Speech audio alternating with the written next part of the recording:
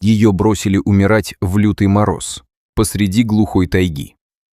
Сын просто уехал, оставив ее одну на заснеженной дороге. Но именно в этот момент из темного леса к ней вышел тот, кого она боялась больше всего, и сделал то, чего не сделал ни один человек.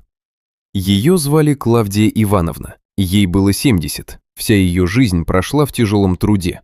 Сначала годы рядом с жестоким мужем, где каждый день был испытанием, потом одиночество и забота о сыне Игоре. Она тянула все на себе, не жалуясь, работала без отдыха, экономила на себе, лишь бы у сына было все необходимое. Она верила, ради него стоит терпеть. Когда Игорь вырос, он женился на Ларисе, женщине холодной, резкой, не умеющей ни благодарить, ни сочувствовать. Клавдия Ивановна старалась изо всех сил, помогала по дому, готовила, нянчила внуков, но с каждым днем все сильнее чувствовала себя лишней в этом доме, будто ее присутствие – неудобство, о котором молчат, но не забывают. Однажды зимой Игорь сказал: «Поехали на дачу». Клавдия Ивановна обрадовалась, редкий случай, когда сын сам предложил провести время вместе. Они ехали долго, все дальше от города, углубляясь в лес. Дорога становилась все уже, все глуше. Наконец, машина остановилась. Игорь попросил ее выйти буквально на минуту.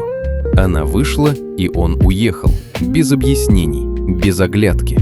Сначала она не поверила, думала, сейчас вернется, развернется, пошутил, ошибся. Она ждала. Минуты тянулись, превращаясь в ледяную вечность, и только потом пришло страшное понимание. Ее оставили умирать. Силы уходили быстро, мороз пробирал до костей, пальцы немели, дыхание сбивалось. Клавдия Ивановна опустилась в снег, не чувствуя уже ни рук, ни ног. И вдруг звук. Тяжелые, уверенные шаги из глубины леса. Она подняла глаза. Из-за деревьев вышел огромный бурый медведь. Он остановился в нескольких метрах. Тишина стала почти оглушительной. Клавдия Ивановна закрыла глаза, решив, что это конец. Но зверь не напал.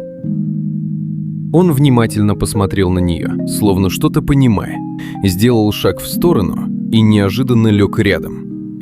Огромное тело укрыло ее от ветра, как живая стена. От него шло тепло, густое, настоящее, спасительное. Клавдия Ивановна сначала боялась пошевелиться, но холод был сильнее страха. Она осторожно прижалась к теплому боку зверя. Медведь не отстранился.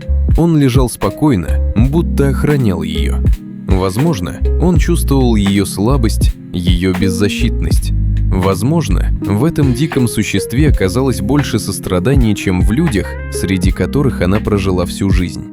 Говорят, звери не трогают тех, кто не несет угрозы. А может, этот медведь давно наблюдал за людьми и знал. Иногда именно человек бывает самым жестоким существом в лесу.